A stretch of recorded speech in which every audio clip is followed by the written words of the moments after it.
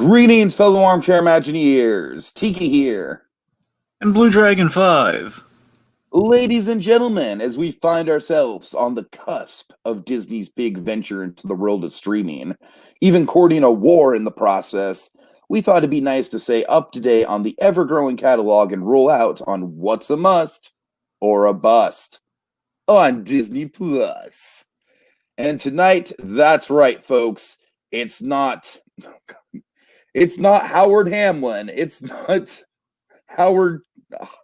I'm not even gonna go through the fake Howards, Dragon. I had this whole thing lined up. Yeah, it's not Howard Stark. It ain't Howard Hamlin. That'd be great, though. Right. It's Howard. Just Howard. All right, Dragon. So, of course, today we are talking about Howard. This was directed by Glenn Keane. Am I remembering? Don Hahn. There you go. Now you're there. You see, I only needed two guesses, Dragon. I only needed two guesses. I'm smart. Well, smart-ish. Yeah, this is directed by Don Hahn, and it is the latest. I know this isn't an original Disney Plus documentary.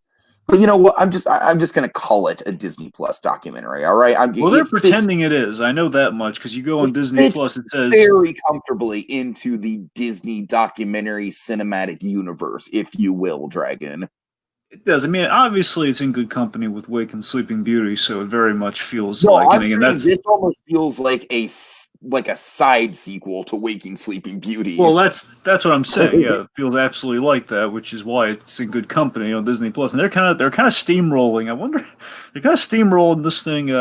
Came out a couple of years beforehand. They're trying to pretend this is a fully Disney Plus original, which is, I mean, it feels comfy there. I don't mind it. I'm just it's for like we have to eventually recover. Charade, Dragon. I am all for this charade. The nice charade it is. I wish I could count. Otherwise, we're just going to lump it into. I mean, you know what? At this point, let's just say that Waking Sleeping Beauty is a Disney Plus original, and The Boys is a Disney Plus original. Like, fuck it. Let's just throw caution to the wind at this point. Well, let's not go too crazy, but okay. Because I mean, speaking of The Boys, I think this movie is a very, very the best thing I can say about this movie is that it's got the narrative drive of Waking Sleeping Beauty, and it's got the personal qualities of The Boys. Sure. And yeah. I mean, just once again, Disney Plus, of course, now HBO coming out with All Be Gone in the Dark. Granted, entirely different subject matter from what Disney's producing, of course. But not to say that HBO, they've always kind of been on the documentary game very intensely. McMillions and All Be Gone in the Dark being the most recent really good examples of their docuseries. But again, docuseries, not documentary. Frankly, has Netflix had any big documentaries since Tiger King? Well, again, that's more docuseries. That's what I'm saying. Well, when I say documentary, I mean docuseries or documentary. By that logic. I mean, again, they had like the Fear City mob, the New York versus the Mafia, which again doesn't hold a candle to this, obviously. So nothing has really been as eye-catchy. Okay. So yeah, I think Disney Plus is definitely killing it with these documentaries, man. They are getting a good roster full. Dragon, is Walton Group on Disney Plus? You know what's funny? I don't think so, but I'm not 100% sure. That's one that I would like to see on Disney Plus in terms of like completing the catalog, if you will. It could be on there, though. I could be wrong. It may or may not be on there, but I don't. At one time, again, they might have added it since I looked. That's the thing. It's been a while. Yeah. When it launched, I looked through all the documentaries. I don't think it was there at launch, but they may have added it since. That's what I'm saying. Gotcha. I mean, I'm just saying, like, I'm kind of glowing about the educational potential of Disney Plus. I've already said that I've wanted some of the old Tomorrowland stuff on there, and that came on, so that's very good. I like that. I'm happy, Tiki, because of that. But let's get more of it. I would really like to see some more Wonderful World of Color stuff on there. Anyways, Dragon, we're here to talk about Howard, of course. I'm kind of trailing off here with the documentaries in general. Mm-hmm. I think Howard was, I will say, I don't think Howard is as rock solid of a structure as either Waking Sleeping Beauty or The Boys in terms of just like the 3-act concise storytelling of it all. But I don't think it needs to be. I think this it very much kind of feels. It almost feels like like a like a movie by Frank Thomas's son, where it's almost slice of life. It's almost fly on the wall. It's not quite. We've got narration in there, but it almost just kind of it feels personal. You know what I mean? It feels very attached to the subject in a good way. It feels like we're witnessing their life firsthand as we go through these sweeping moments with Ashman. Hmm. All right, what do you think? Yeah, so of course, this very much continuation of Wake and Sleeping Beauty, which is one of the best documentaries ever, man. My God, Wake and Sleeping Beauty, it's fantastic. Of course, wait, now here's the really great thing about we it. literally see some of the same clips in Waking Sleeping Beauties. Well, that's literally yes, that's my point. Is that of course you look at Wake and Sleeping Beauty, you have Howard Ashman as like one of the like not your basically Wake and Sleeping Beauty. The way it breaks down, you have your 3 or so titular leads, which of course it's Katzenberg, it's Eisner,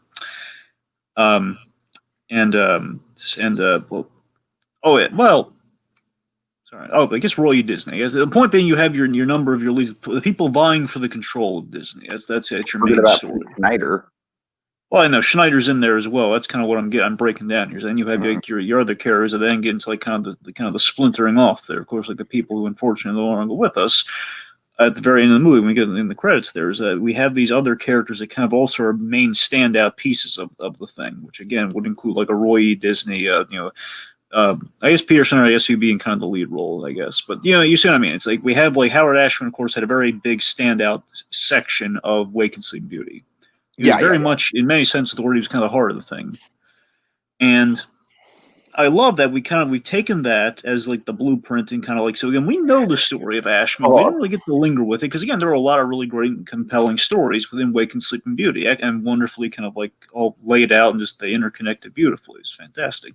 So again, it's like, what if we took the heart of Wake and Sleeping Beauty and kind of explored in a movie where you kind of know where the ending is? So it very much feels like we dug deep into the archives. We kind of took the stuff that maybe didn't make the cut or like some stuff that was considered to be in the cut. So in that regard, the movie does feel entirely supplemental, but that's not a bad thing. I mean, I want more of Wake and Sleeping Beauty in this life. I really do. It's directed and narrated by Don Hahn, and Don Hahn, I want him to do more documentaries because I don't think he's really done anything. He hasn't done anything like this since he hasn't done anything like Wake and Sleeping Beauty. Until this, and I feel that's like we got to get him to do more things because he's so good at it. He gets the perfect footage. And it's got the heart in him. He did a little bit more recreations this go around, but again, there was like archival recreations. It was fantastic. So that's what I'm saying. I want more stuff like this, even if it is like we're probably using a lot of leftover stuff from Wake and Sleeping Beauty. I don't mind that because again, it's in that style, and that style is fantastic. And he's got that great kind of narration voice, and and again, like this guy was there. And I want to say it's not entirely a rehash in places where again it's like him telling over the stories from Wake and Sleeping Beauty, but again with perspective applied to the new subject. So it's like 8 years from Wake and Sleeping Beauty roughly when this is made. Right. Yeah. Dragon, I'm sorry. I don't mean to rush you. We just got some comments from Claude. I don't want to keep him waiting for. So, let's go over some Claude questions here. Happy to see you, Claude. Claude says, "How are you guys planning on covering Infinity Train Book 3?" Claude, that's a good question, and maybe you can clear the light on something for us. Do you know if Infinity Train Book 3 is going to be released episode by episode weekly, or if it's going to be released all in one go? We're certainly going to be covering it. We're just trying to figure out if it's released all in one go. Fantastic, magnifique. If it's released weekly, we might. What would be the play there, Dragon? To wait for it all to be released and then do a podcast on it? Yeah, the end goal, the way we're going to do it regardless, is we're going to basically do what we did with the other Infinity Train books. We're going to like break down all the episodes once they are available. The question is, are they going to be available? It'll be sooner if they're all available like this Friday. If I'm not like, I wouldn't say Sunday, but I'd say maybe like next week or so. The point being, this month we would cover it with no question if it were. But again, if it's going to be released weekly, that might drift into next month, unfortunately. Yeah. So we'll see how that goes. Again, depends how they release it, but that's the way we're going to be covering it. So basically, we're going to break down, go over all the episodes. All right, and I actually did hear about this. "Waiting in the Wings," which is a song from the Tangled series, won a Daytime Emmy Award for Outstanding Original Song. And this completed Alan Menken's EGOT set. It's always nice to have a full set. Right. And then also, Dragon, Claude poses a question that I'm going to pose to you. What is your favorite song written by Howard Ashman? Oh boy, that's a tricky one. It's tough, right? It's tough. A lot of good ones. I mean, it's really hard to top Part of Your World, because to me, that's the only reason I would really watch Little Mermaid. Part of Your World, I feel like, is his mission statement song in terms of his Disney career in general. Remind me, did he do Friend Like Me, or was that mostly Menken, or was I thinking? I think he did Friend Like Me. I want to say. I know he did Prince Ali, no question. I know that Prince Ali, yeah. I got to tell you, non-ironically, I'm kind of leaning towards Proud of Your Boy. Which, by the way, that's my only gripe with this whole documentary, by the way. We're going to get there. But yeah, seriously, I mean, again, between the Howard Ashman songs, I mean, again, if Friend Like Me counts, it would be that or Part of Your World. Those are the kickers. Those are the I mean, also BR. There's so many good choices, obviously, but Part of Your World is like, I'm not huge on Little Mermaid. It's not that I have anything against. It's just not one I go back to often. Because again, I appreciate the artistry of Little Mermaid. I appreciate what it did for the industry, kind of the revitalization. Again, Glenn Keane's animation is, but again, all of it really for me, Little Mermaid. I would go back just for Part of Your World, just for that one sequence. I'm I'm out. But again, that's for that. I speak to the strength of that song, how he fought for it, and the animation. The whole movie is that song to me, at least. That's what the movie is. So okay, well, that reason would probably be the favorite. I'm going to do a cop out and name a pair of songs from Little Shop. Cheater. Yeah. It's not. It's totally Ashman songs. They totally count. All right, go on. Okay, so the first one is Skid Row, just because I love the wordplay on Skid Row. I love the whole, like, Skid Row kind of reminds me of Ashman's whole philosophy regarding independent theater. You know, how it's like, if you're seeing a play about Skid Row and then you walk out into Skid Row, it kind of completes the illusion. I love the wistfulness of that song contrasted to the actual dark reality the characters are in. Just overall a fantastic, like, opening the set piece kind of song. And then Suddenly Seymour. Suddenly Seymour is fucking amazing. Like, that song is just a romantic epic when it comes to romantic ballads on Broadway. It's unconventional, it's somewhat funny, and yet it still brings the feels. So those are my choices. Claude, go ahead. Somewhere That's Green. That's a great one. Somewhere That's Green is great as well. Yes, although I will admit that it's kind of hard to take that song seriously with the voice. I know that's the point, but let's see. So Claude, looks like Infinity Train's going to be rolling out all through August, so we will most likely cover that at the end of August or towards the start of September, because we're going to wait for all of the episodes to drop and then do a season podcast. So HBO Max is again ticking me off yet again. Can't just release it all at once. HBO Max is fucking fantastic. No, I'm just saying there's in concept it's fantastic, and the organizational thing. But again, there are a lot of flaws. But again, we're here to bolster Disney Plus, not debate this HBO Max. This is the streaming wars, Dragon. We specifically talked about the streaming wars. We can talk HBO. Well, Max. I know one thing. There are many problems with the HBO Max has been hit with like a litany of interface issues. At least on my end, I feel there've been a lot of mistakes from the launch of HBO Max. They still haven't shaken off yet. Which I think is ridiculous. The one thing about HBO Max that drives me crazy that it's totally not even a big deal, but I hate the fact that you can rewind 15 seconds on HBO Max, but you can't fast forward 15 seconds. That drives me fucking batty. It's like, you know what drives me batty? Skip the intros. Go ahead. Dude, let me tell you what drives me batty about HBO Max, Tiki. Okay, two things. One, since launch, it says, "Hey, it's coming to the X1." Basically, you can pull it up on your TV. Coming soon. For months, still not there. Other thing drives me batty. If I wanted to watch it online at a location where I can do so, I can watch the ads, but for some reason it says, "Sorry, error." Oh, dude. That's so imagine how that feels. Okay. I don't even have an explanation for that, buddy. And again, you have the layout, like, oh man, it looks all glorious and gleaming. Look at that organizational structure and all these little tabs. Oh, you click on a little ad, it's going to go by, and then, hey, we watch an HBO Max, and then nothing. Okay, it's weird because my phone has issues with both Disney Plus and HBO Max. My phone refuses to play Disney Plus content. I will just sit there on the little loading spinning wheel of doom for hours and it just will never go. But then weirdly with HBO Max, my phone like basically requires that I'm connected to Wi-Fi to view HBO Max. And I'm like, well, can't I just use my mobile data? And it's like, nope, you can only use Wi-Fi. Well, the last thing I'm going to say, because we got to get back on topic here, is again, look, the pulling up online with just the ads that it's the ad and then Bupkis. That's an issue. That's a question for the big man upstairs. Okay, that I can't explain, but I'm not going to fully hold that against him. I'm ticked off about it. Believe me, I really am. But here's the thing that is inexcusable is the fact that they're still not. It's like widely, no one can put it on their TVs because of the X1.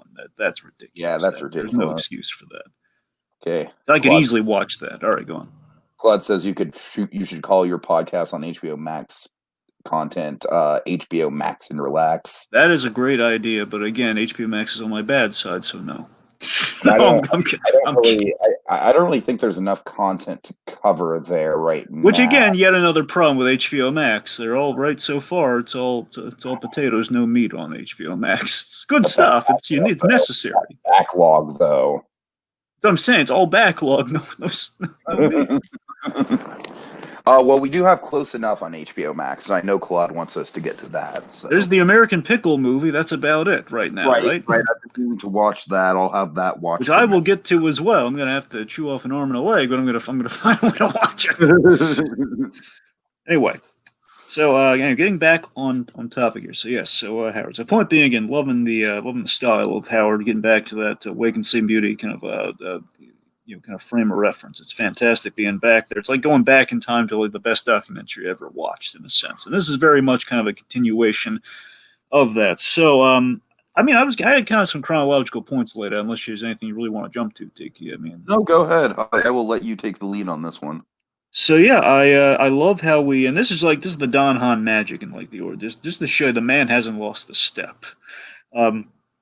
I love how we just step into a scene that, again, we kind of saw a little bit of from Wake and Sleep Beauty of Howard Ashman. Of course, now we know like the sick and dying Howard Ashman chewing his gum, and he's helping Paige O'Hara, which again is like we mainly saw him working with Jodie Benson. We saw a little bit of Paige O'Hara, but like we're fully in that scene here. We're like, okay, he's helping Paige O'Hara along, which again, Sleeping Beauty. Darn it, Beauty and the Beast. Beauty and the Beast, of course, being very much kind of like the last work of Ashman. I know Aladdin came afterwards, but you see my point. The point being like the last thing he really was, saw to the finish line. I love that, it's Don Hahn at the start with the narration coming in. He basically sets up the ticking clock of the piece, and we're kind of going full circle to, okay, Beauty and the Beast is going to be very important for our story. He says, in 9 months, Howard would be gone. And like, that's the way you start a movie, man. Yes! Oh, yeah. Yeah. I mean, this, let's call a spade here. The thing that looms over this entire documentary is Howard Ashman's death, and it's interesting. Yes. It's almost kind of like I don't mean to keep making this comparison, Dragon, because they really have nothing to do with each other. But it's kind of like how in All Be Gone in the Dark, the death of that lead character kind of hangs over the whole narrative, and now that All Be Gone in the Dark does things in like a much more like kind of like thriller sort of way with that element. But Howard, it's very much kind of like a sentimental, like, oh man, like this is a really, really positive life, a really great just ray of sunshine of a human being, and it's going to be cut short, and we know it's going to be cut short. And I love living there in this documentary, though. I love living in that space of, our guy's got a ticking clock. That basically it kind of recontextualized everything. When I watched Wake and Sleep Beauty, I didn't know when Howard Ashman died. I had no idea. Right.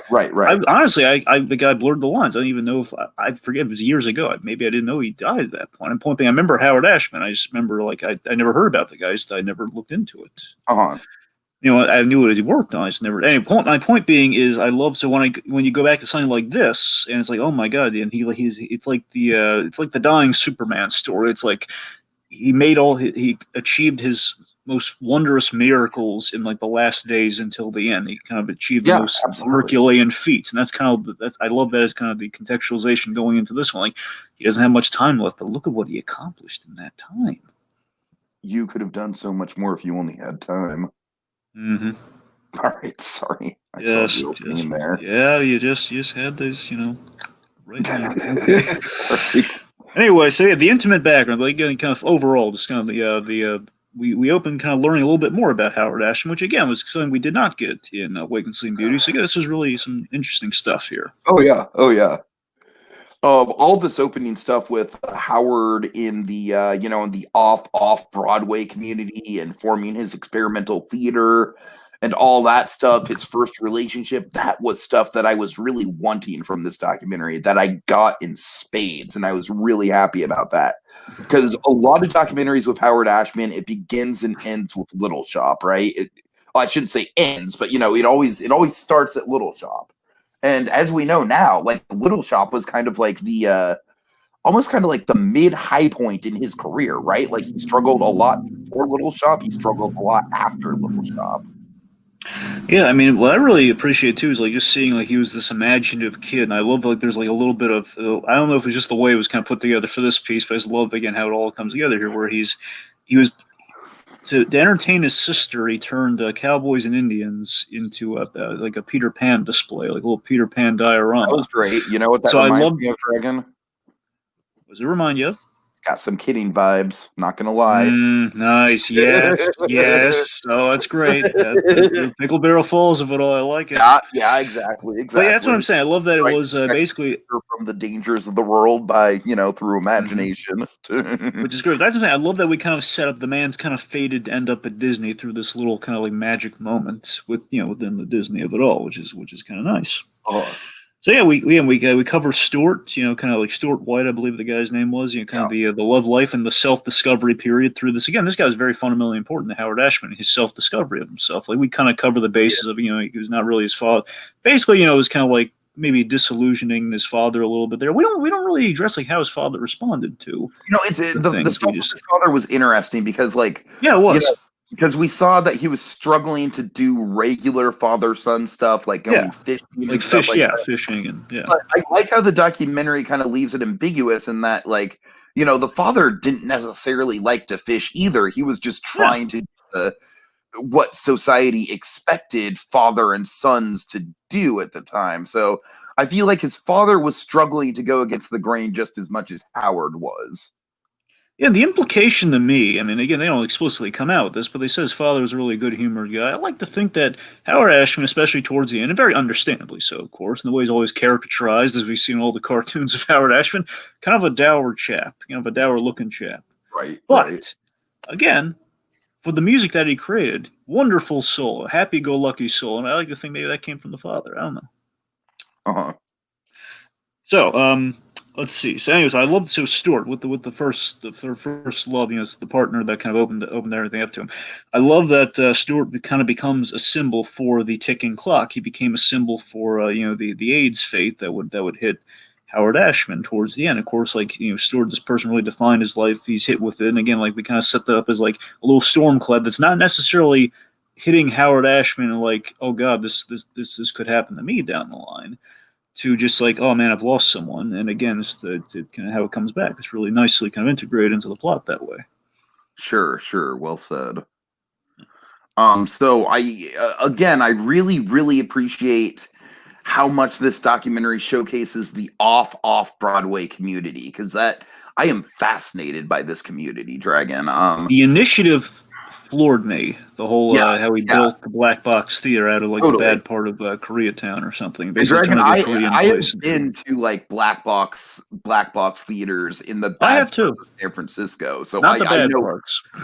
I would say that the ones I went to in San Francisco, I wouldn't necessarily call them the bad parts, but they weren't the ideal parts either. Let's say, they weren't Mission Street by any means, but yeah, I have kind of frequented these black box theaters, and as a matter of fact, even now, pre-corona, unfortunately, I would be frequenting local theaters, and my favorite shows to go to, Dragon, to this day, are the ones in these experimental black box theaters. I gravitate heavily to the experimental theater shows over the more traditional like Broadway standards that they do on the bigger stages.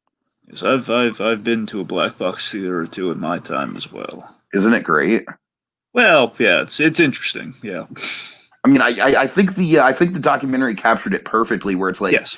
you know, when you go to a black box theater, you're not looking for elaborate special effects or, you know, like an all-star cast or anything like that.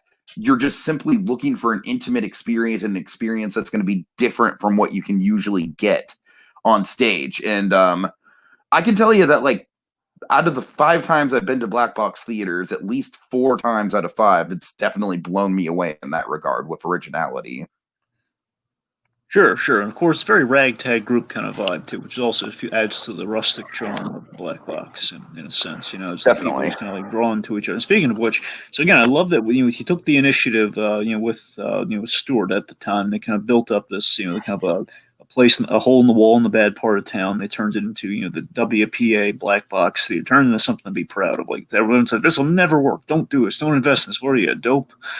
Ended up turning out to be something special. And again, punctuated by a little bit of tragedy of a self-destructive relationship. A guy like they have no future with, who was living really kind of like living hard at the time, living hard in New York. And again, I love the idea that the WPA was like a band-aid solution, which is kind of like, again, it's like you don't get something from nothing. It's like, again, like a lot of it was a hope built into the theater that this would fix everything. Mm-hmm. So Little Shop, the rock that he built the church upon. Speaking of Little Shop, yes. I'm sorry. One monkey saying, I wonder how we would have felt about the Pasadena Playhouse Little Shop. Yeah. The Pasadena Playhouse Little Shop, it definitely changed some things. Most of the interactions between Seymour and the plant were in Seymour's head, if I remember correctly. Most of the stuff with the plant getting bigger and bigger was kind of in Seymour's fantasies. It played Skid Row a lot more realistically. I honestly think Howard would have liked it, Monkey, especially because of the ratcheted up realism. I like that. One of my favorite parts of Pasadena's Little Shop is the fact that it got so dark that it wasn't afraid to go off kilter from the tone of the original show. That is maybe one of the things that was polarizing about it, but that's what got me about it in a positive way.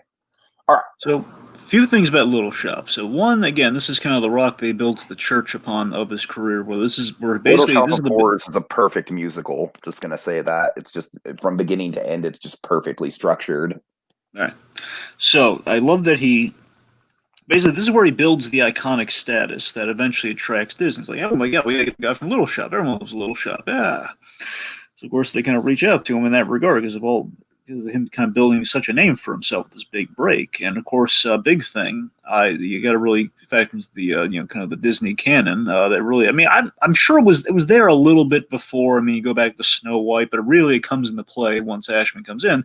The I Want song. It's again we patterned the I Want song from the trash can moment in Little Shop.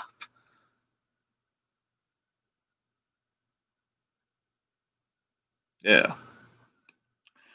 So yes, anyways, of course, the other thing to really take Hello.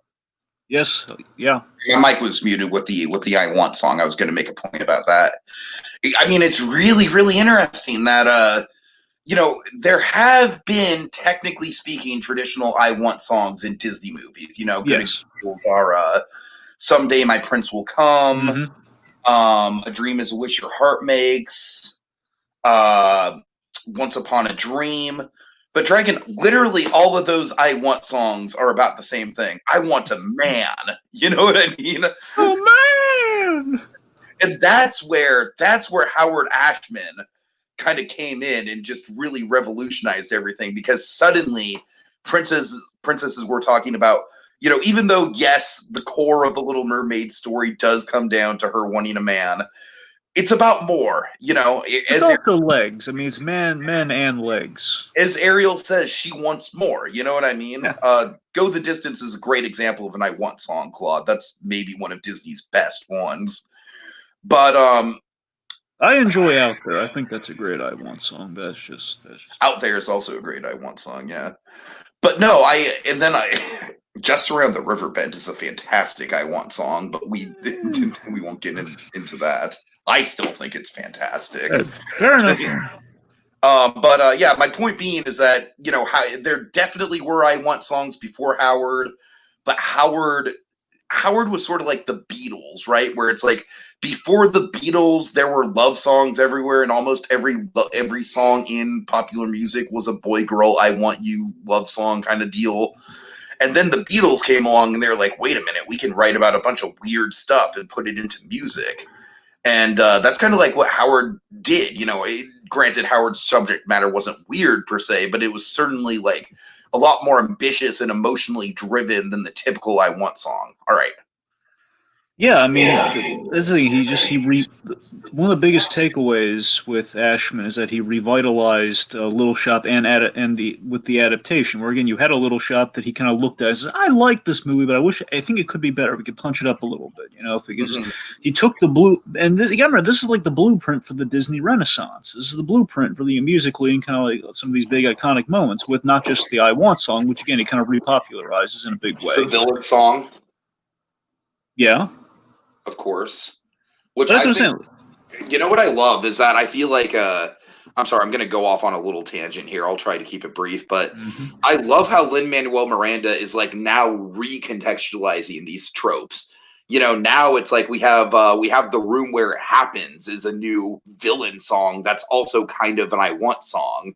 So, what about Howard Ashman and villain songs? Well, I believe that Poor Unfortunate Souls was one of Howard Ashman's all-time favorite songs that he wrote for Disney. Am I correct in that, Dragon? Well, again, I imagine Part of Your World would still be it, but I mean, I think he really liked it because essentially he really got into the character building of Poor Unfortunate Souls, though. I think Poor Unfortunate Souls was like his ability to just kind of like get off the leash and get super creative. You gotta remember, he had a lot of leeway in Little Mermaid because of the star power he had with Little Shop. Or again, like he's the one who's offhandedly says, "Let's make Sebastian the Crab Jamaican. Let's make him Jamaican. Let's have it's Ursula. It's model or after." When you watch the footage in this documentary, and by the way, I love how we should talk about this. I love how this documentary, like, we've got some. We've got some archive footage, but we've also got archive photos that are mixed in with archive interviews. Yeah. And I really like the mixed media style. It definitely gives you a full kind of 360-degree view of this time period in the studios without having to resort too much on either stock photos or stock footage. It's definitely a good mix of the two. Yeah. All right. That's what I'm saying. Like, again, in Little Shop, you have like these blueprints that get them so far within the Little Mermaid. And of course, within the Little Mermaid, most historically, again, along with like, hey, let's Sebastian the Crab, Ursula, let's model after the Divine, all that sort of stuff. Again, the battle to save part of your world. That's a huge moment for him. Honestly, I think that's the moment that makes him Disney's guy. I think that's more like, okay, this guy. Totally, I can see like that. Because around that time, there's like the room full of artists who like they want to express themselves, and it's like Disney, kind of the corporate model, saying, no, we're guys in suits. We want things a certain way. And like the guy speaking up almost again, he's not necessarily speaking for the animators, but he's the guy the animators are kind of envying. We're like, man, this guy's really doing it, man. We gotta there's like a kinship. Yeah. And think about it.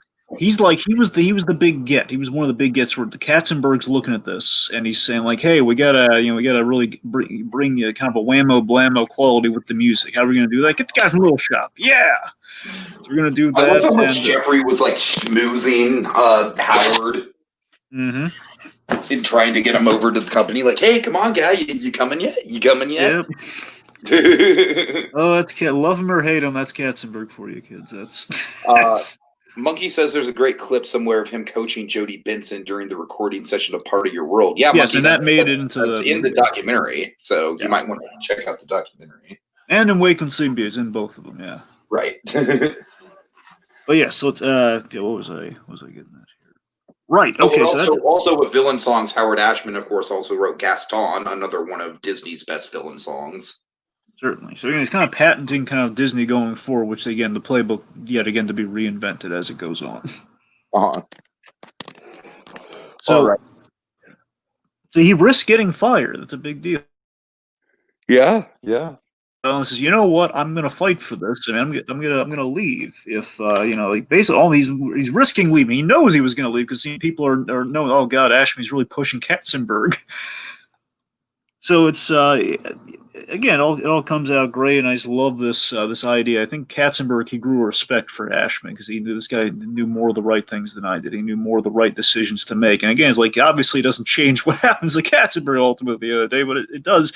It does kind of like it opens his eyes to maybe making things in a bubble or making things like an assembly line shouldn't focusing on the money side of things. Not the right way to go. Monkey, I mean, I don't think the clip is in its full length or anything, but we definitely see footage of Howard coaching Jody. I mean, that's definitely in there. I don't know what to tell you. I mean, look, if you really want to find it, I know it's absolutely in Wake and Sleep Beauty. I assume it's in here too. Bear in mind, there's a lot of old footage of. I mean, we saw him coaching Paige O'Hara and Angela Lansbury, and I'm pretty sure we saw a little bit of Jody Benson there. But oh wait, also a big. I think maybe I am thinking about. No, Jody Benson was Ariel, right? Yeah. Yeah. So no, there's got to be footage of Ariel. I know there is. Yeah.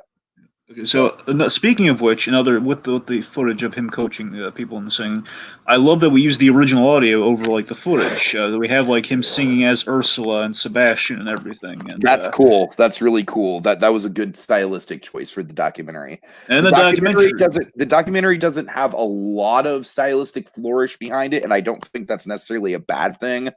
But that is a good stylistic flourish of having Howard sing all the songs. Which again makes sense if you're focusing on the guy who's behind the music. You want it to be a little bit more this guy and the singing. And again, if there's too much flourish, it's more of an animation documentary, which is what the other one was.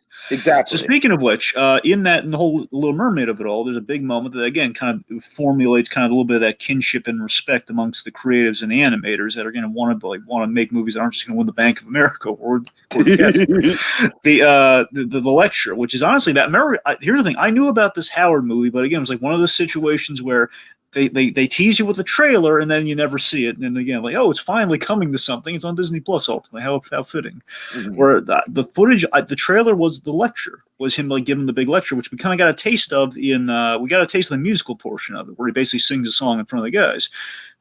In Wait and Sleep Beauty, but here we got the full thing where he's really kind of like talking about the story and how we see how he won them over, and God, we've never had a composer really be this involved and really kind of give notes. Dragon, I mean, it's not just a great composer. It's like I hear this time and time again with Roy Disney and people like that. It's like Howard truly was a new Walt. He was the musical Walt, and that's crazy to think about. When it's also, I love how full circle that is from the Sherman Brothers, of course, as we know, were Walt's boys, very affectionately. And now we have a songwriter who's very much in the same ilk as the Sherman Brothers in terms of talent. And he is viewed as the spiritual successor to Walt. I love that symmetry. Exactly. And again, the reason he was like Walt is because, again, he had he didn't back down from it. Like, again, everyone's saying, oh, it's going to be your folly, Disney's follies, look at it in the newspapers, that sort of thing, where it's like, no, this is going to work. Keep the song in or I'm walking. Keep the song in. Right. Okay. Claude has a comment about one of our favorite songs. Proud of Our Boy is a great example of a deleted song that was written for a movie. Okay, we should probably talk about this. Claude. Yeah, we should probably just make sure we get this in here while it's relevant. So, yeah, Proud of Your Boy. Okay, this to me, I love this documentary, but one thing, I mean, I was going into this hoping we got a taste of it in the deleted scenes. You know what, Dragon? I just think Disney hates the song. Why?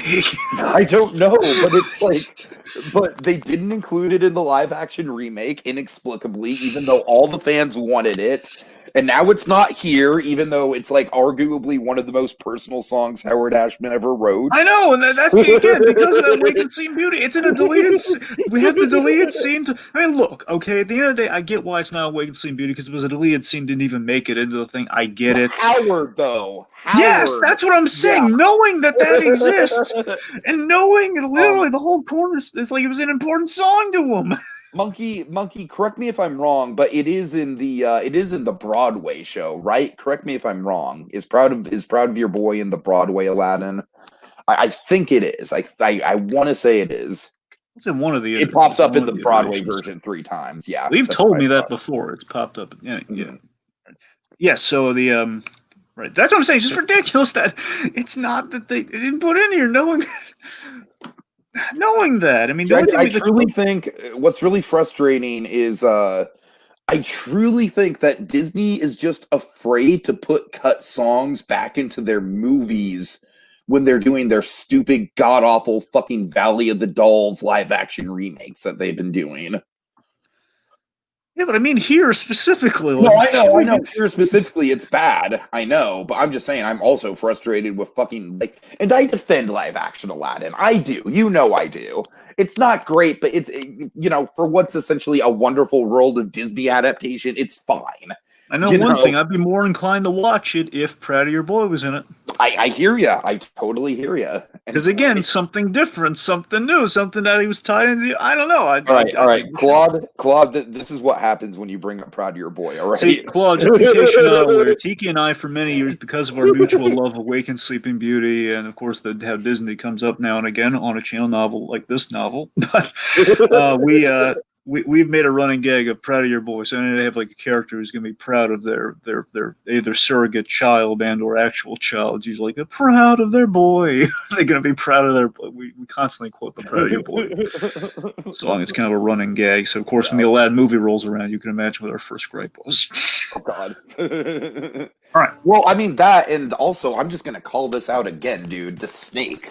I mean, come on. Yeah, I mean the snake. Yeah, that's really, the snake. Really live action Aladdin. You're going to do a giant parrot is your big finale. Come on, the snake's the bigger deal. But yes, Proud of Your Boy was like that was the personal one. The snake. We didn't even think the snake was going to be a. How would they not put the snake in Aladdin, right? I mean, all I wanted to hear was Jafar say, "Let's all see how snake-like I can be." I mean, was that and then like an all line?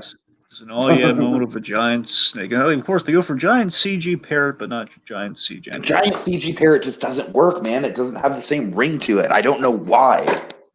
Anyway, so getting back on point here. So importantly, so we begin to go into like the suffering in silence quality of Howard Ashman. Makes the man monolithic again, like the idea of the man suffered in silence. Where we do like the 90-second Streets Y event, where basically we the viewer and we kind of like knowing this was tough to watch. This was the first point in the documentary where we're like, oh, okay, we're going to some dark places here. Think about how phenomenal an idea this is in terms of the construction of this piece and learning this at this point in the film, where like they're talking about the future of music as the man gets the news, and we intercut it so beautifully as he got news like before he goes to the event itself that he basically has HIV. Did like a T cell count, which basically means he has HIV, which is the news he was dreading. My T cells are low. I regret that news. Yeah, little wreck humor for Monkey there. Maybe a little time. We were talking about a man who's died, but okay. I know. Sure. Claude saying hopefully the live action version of Aladdin 2, Proud of Your Boy is in it. I won't hold my breath, Claude. I would not. If anything, though, however, if it's ever going to make a comeback, if ever. Right. Aladdin 3, King of Thieves. Oh yeah. That's the only way you get me to watch an Aladdin live action remake too, with you, King of Thieves. It's the only way you get me in for that. All right. Anyway, so okay, let me. Where was it? All right, the point being. So again, I love this, and again, it's that bold and respectable aspect only Don Hahn can pull off. Just pulling off a moment like that, and this is phenomenal element of the film that we broach. And again, if this were on, this is a big question. If this were on Disney Plus, do you think we'd voice one of the awesome things in this movie where Howard Ashman, one reason he didn't tell anybody is because he was afraid of Disney finding out. That's interesting. I don't know, Dragon. It's really hard to say. I mean, to be honest with you, I'm kind of surprised it wasn't broached by Disney itself, because I feel like Disney itself is like, they're not as afraid to show off their warts as they used to be historically. You know what I mean? True. Like, they kind of like to use it as like sort of a, hey, look how much we've grown as a company sort of And that's what I'm deal. saying. I'm sure there's a little bit of acceptance in the fact that hey, sorry, in the regards that they allowed this to be on Disney Plus. Period. And that's a Sure, show of like, sure. okay, we're going to acknowledge it through just I because think they I did think censor something in this movie. I don't know if you noticed. I think the I Victor situation, or Love Victor, I mean, that's just straight up Disney being homophobic, like no question about it. You know what's interesting? There was a censorship thing. Disney's been all over the place with to kind of bring it back to the streaming thing of it all because this is relevant. There was a censorship thing in this movie. They bleeped out a word, and yet again, they're all over the place because we're bleeping out f bombs, and yet again, we're keeping f bombs in with Days of Future Past. Apparently, we're censoring people with hair. We're doing all sorts of, but not Hugh Jackman. It's all over the place with the censorship. Southern motherfucking Democratic Republicans, Dragon. That's all I want. Sure. That's all I want. That's all I want restored in terms of Disney Plus censorship. You see what I mean? They really just had not taken a stance on like how censored we're going, how censored we're not going. And again, like in Hamilton, so everybody's going to see it again. X-Men: Days of Future Past. Like, if you want to leave it in, that's fine. All right, I'm down for that. Okay, like wake the kids up a little bit. To me, it's like with Hamilton, it doesn't even bother me that it's censored. What bothers me is the fact that they do that weird like rewind record scratch thing over Southern motherfucking Democratic Republicans. I don't know. Again, what bothers me is they just keep changing it. That's what bothers me. Like, if you want to censor it all, I get it. Okay, fine, censor it all. If you don't want to censor it all, okay, yay you. Just make sure you do it with everything. Anyway, the point being, it just kind of occurred to me because again, it's like in Koreatown, the Korean building, they censor it, so I can't exactly say what it is. It's like a Korean blank place. So I can only assume it's the F bomb. I don't know. I'm liking some comments from Monkey right here. The line about him not going to the doctor out of fear of losing his insurance was super tragic and horrifying. That's what I'm talking about. Absolutely, I love this. We Monkey, went there. Absolutely. Yeah, for sure. And then they took that thing off Disney Plus, but not Homer Simpson getting raped. Monkey, I am sure there is a plethora of trumpet from The Simpsons if you look for it, my friend. Right? Anyways, also, Claude poses an interesting question. He says, what song do you think sounds like a Howard Ashman song, even though it is not? Dragon, you know what? I'm going to go with Out There. Stole my answer. I'm sorry, but Out There very much feels Ashman-esque in terms of, kind of like some of the coded lyrics in there. The longing to be a part of a world that you can never be a part of, like all that stuff. Well, cheap answer for me then would probably be Hellfire, but I don't know if that's right. I don't know if that's what I'm saying. You took my answer. What do you expect? What about Go the Distance? Go the Distance feels kind of Ashman. All right, that's fair. Fair enough. Fine. All right. Anyway, okay. Anyways, the point, but yes, back Monkey's point is basically we got trailed off after getting the whole analytical, like would Disney Plus allow this sort of thing? But yeah, seriously, it's a heartbreaking moment. Just this, but again, like I love that Don Hahn went there, man. I love that we went there and we basically like learning from Peter Schneider. Of course, it's really tight with obviously Peter Schneider would reveal this event, just this whole. Why didn't you tell us? Well, I was afraid, finding an openly gay, finding out a gay man is working at Disney, he's contracted HIV and be like a career ender, and they would fire him. Mm-hmm. Very sad. And also then Katzenberg's side of things here. Again, I like there's like a sub narrative within this of Katzenberg. He's been humbled. Basically, he's been humbled by Ashman that Katzenberg would have yet again beefed it with Party World had Ashman not stepped in. And he kind of earns a respect for Ashman. He kind of gives him carte blanche, and then finding this out, it's kind of valuing not just the commercial power of music, but really the creative impact of the music. Ultimately, to the point where it's like, as Howard puts it, or as someone put it talking about Howard Ashman, like he became a Jewish mother. He became like, how are you getting enough sleep? Are you resting? He's very again. I think he's earned a compassion with Howard. Like, you know what, I this man deserves our respect. I don't know. Sure. All right, Dragon. Let's try and wrap this up pretty Right. quickly. Well, we got to I talk don't about really Mencken before we're out of here. We got to talk about Of course, Mencken. of course. Mencken, of course, being. I'm honestly surprised how long it took us to get to Mencken within the documentary. But that being said, I feel like that's a good thing because we get to explore a lot of, a lot of the pre-Disney side of Howard, which is very valuable. But once we do get to Mencken, it definitely becomes, this personal kind of like collaboration thing, almost like a mini version of The Boys, where these two are tight. They are like tight writing partners. Yeah, we do have like a boys-esque moment between them, which is really great. This moment where again Alan Menken didn't know what was going on until Howard told him. So like when Howard Ashman's he's like tossing his Walkman, like he's like Star Lord is gobsmacked in this moment. Oh man, he smashed his Walkman. Uh-huh.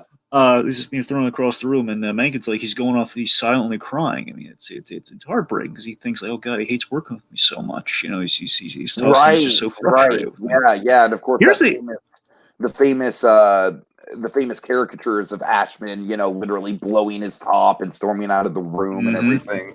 Yep, the famous caricature. Yep. And again, that's another thing. It's not as bad as Proud of Your Boy because again, I like how at least we recontextualized it. We gave it a purpose. But in this case, it was like when in Wait and See Beauty, it was that they suggested the Beast was a little Lord Fauntleroy-esque. It's two Lord Fauntleroys, two Eddie Munster-esque. I thought it was a cheap shot, and then that's when he really went off on him. And of course, we changed it here too. Basically, he's going a little off on everybody at that time. It's fine. But anyway, here's the thing with Mencken though. Mencken's gotten up there. I realize that this is documentary. I'm only familiar with Mencken. I'm only familiar with Mencken archivally. I've never really he's in his 70s now, and he brings an aged wisdom. The most I have seen Mencken is on the Aladdin DVD. That's what I'm saying.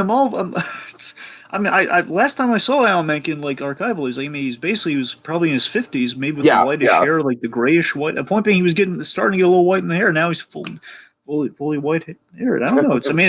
There's an age wisdom to it. I'm saying originally I didn't recognize him in the voice. Thought, oh my god, Alan Menken, oh my god, right. Well, he's been okay. So big moment that really kind of got me in the feels.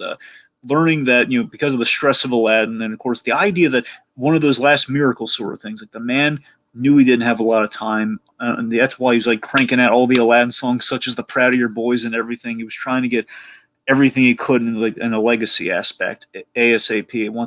He knows Aladdin's probably going to be the last thing he's going to be able to work on, so he's getting as much out as he can. And then the poor man is, with the stress of Aladdin, which also has not come together, and Katzenberg isn't helping. Katzenberg's the guy.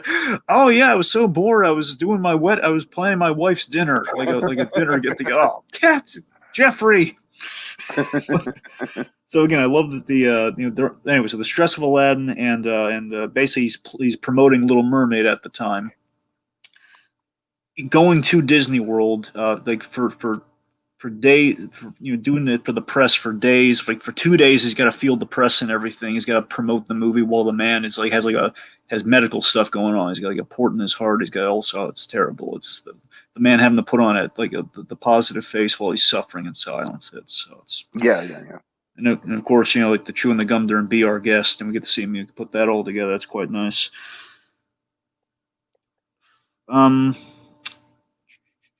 Oh, the deconstruction of Jafar's Prince Ali reprise, where basically it's Howard Ashman talking about I'm glad we had that because that was another cut song that I'm glad we explored. Yeah. Because you remember, we kind of have an abridged. They realized they didn't need it, so we have the abridged version of it. Learning there was like a whole teardown of Aladdin from Jafar, which is basically Ashman writing about himself. And speaking of Ashman writing about himself, big thing we started before we get out of here. Learning that the question of Beauty and the Beast as having an AIDS subtext. Yes. How do you feel about that? Because obviously, I don't think it was intended. But again, if you look, there's some parallels. I think that every Disney song that Ashman has written had some sort of LGBT coding behind it. I think that too, but I think it was unintentional by him. I think it worked its way in there. No, I agree. I agree with you. I'm just saying, like, on a thematic level, if you really break it down, all his songs are about identity. All his songs are about self-discovery. All his songs are about longing to fit into a world that doesn't accept them. I mean, these are some hardcore themes that go like toe to toe with the LGBT community. As far as the AIDS parallel goes, I with Beauty and the Beast, I don't know, man. That theory is pretty dark for me. I don't know if I necessarily prescribe to it, but I mean, I certainly think there's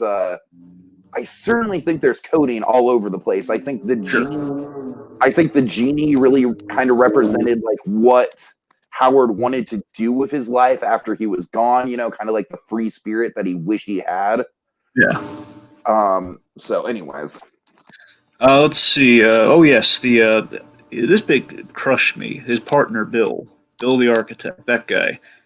He built earlier in the movie. There's a model of the house they wanted together, and when we go to they built the actual house just like the little model. And they're living in it, and there are too many stairs when Howard Ashman's getting ill. It's like that. It's so crushing. It's like that's what I'm saying. Is like the bits like that. They really carried so much weight. And of course, one of the biggest moments in the thing, Mencken, the nightmare, Menken's nightmare. Sure. You love a good nightmare. So anyway, yes. The point being, the movie overall, there's heartbreaking elements in the movie, and I love that it kind of our end point with all this is that even though he didn't get to live to see him, he started this business with adaptations. That was his bread and butter, kind of readapting something. And again, Disney movies as a whole, they're kind of readapting the old stories, at least for a period. Like Aladdin, of course, the Arabian Nights of it all, the 40 Thieves, it's all there. And I love that, he didn't get to see the it's like the only way you could put a positive spin on the live action remakes is like the last button of this movie and talking about like he did inspire stuff. Yes, the results weren't great, but he inspired stuff. That's the important takeaway, Mm-hmm. Yeah. All right. Let's see. Trying to see any other comments. Be Our Guest was originally meant to be sung for Maurice. Yes, that's true. And then Human Again. Claude, I do not like Human Again. I'm just going to say it right now. Human Again, Yeah, I'm not. Remind me, that didn't make the theatrical cut, right? It did not. And for good reason. It drags the show to a halt, honestly. And also, just to end things out, Claude says, what other Disney songwriters or former ones should get documentaries? Claude, I honestly don't think there's very many that would make for very compelling documentaries, because if you look at Disney now, they're doing like Pasek and Paul and the Lopez's, and those guys are just kind of like, they're just pros. There's not.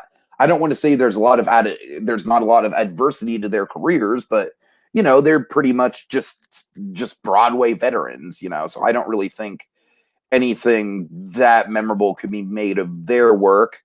I will say the closest thing I can think of to a compelling documentary on a Disney music man would be Danny Elfman. I mean, for me, honestly, I'd love to give Mencken his due. That kind of reflect that. But honestly, part of me feels like I don't think it would I don't think it would be bad form. Like Howard gets one, then Mencken gets one. I don't think it would be. My problem with Mencken is I feel like a lot of his story has been covered already in other places, and that's the problem. I don't know if there's new dimensions we can add to his story.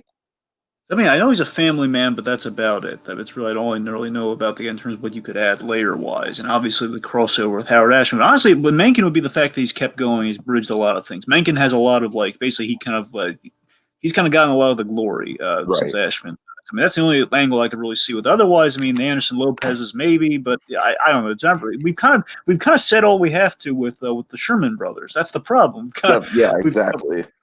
I mean, the Sherman brothers definitely not. We can't do another Sherman brothers documentary. I know. That's what I'm saying. The problem is it's kind of already been done. I mean, beyond that, I mean, again, we've touched on Mencken. Unless you want to do like Mencken now, if you do Mencken like post Disney, that might be an in for a documentary. Like we know what Mencken's done. Let's do Mencken's done outside of that. But again, I would like to see an Andreas Deja documentary of him working on his current animated film. But that's what I'm saying. And again, you kind of bridge this line like, well, why would it be on Disney Plus then? But you know what I mean, though. Right. Good stuff, though. I think we better get out of here. I didn't want this to go on for an hour. So, final thoughts. All right. Final thoughts. Bones, I rather liked it. I thought it was a great continuation. I love more stuff made in the vein of this. Don Han, if you're listening, please, please do more documentaries, please. Yeah, I think this was a very, very good documentary. Very much lived up to my expectations for what it could be. And frankly, I think for the people avoiding it because it's sad, Mickey fan, you know what to expect. It's not like you don't know the ending. And B, honestly, I don't really feel like this documentary dwells on the sad parts too much. They're definitely there for sure, but I feel like this documentary is more of a celebration than a memoriam. You know what I mean?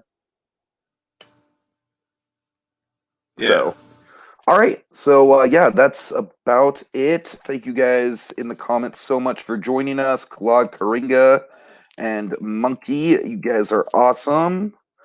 Let's see. We've got a Disney Movies The Ride coming up tomorrow, and that is going to be between Joker's Wild and also Outbound is coming on for his first podcast, his first real podcast. Dragon, that was the fake Australian guy from the What to Be an Imagineer stream.